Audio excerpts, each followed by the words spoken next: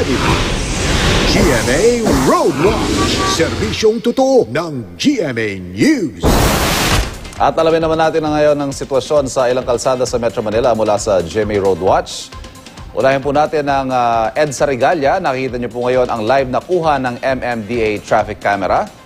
Light to moderate po ang parehong lanes ng bahagi yan ng EDSA. Yung po nasa gawing kanan yan yung patungong south o patungong Makati. Northbound naman po yung nasa gawing kaliwa.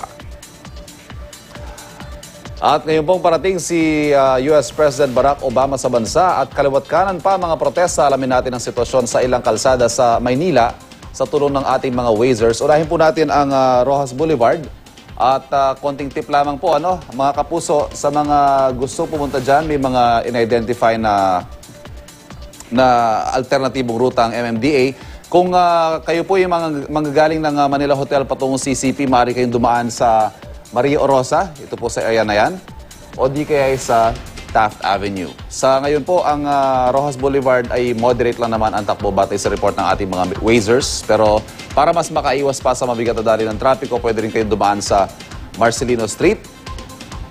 Ayan. Samantala sa UN Avenue naman, UN Avenue patungo dito sa Rojas Boulevard ay nakakakita rin po tayo ng mabigat na dali ng trapiko batay sa report ng ating mga Wazers. Nasa 13 kilometers per hour na lamang ang kanilang takbo dito sa bahagi yan.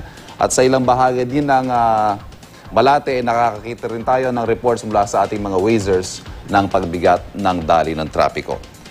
Samantala, mula sa NAIA, nakatakdang dumiretso si Obama sa Malacanang, kaya sa Quirino Avenue papunta sa bahagi ng malapit sa complex ng Palasyo. Ayan po, nakikita natin itong Quirino Avenue. Sa mga oras na ito, wala pa naman tayo nakukuhang reports sa ating mga Wazers kung gaano kabilis o kabagal ang dali ng trapiko. Pero may mga nakikita tayo dito sa bahagi ng Quirino at Zamora ay may traffic build-up na nire-report dyan ang ating mga Wazers. Ito po ay ang papuntang Nagtahan at ito naman yung papuntang Osmeña Highway.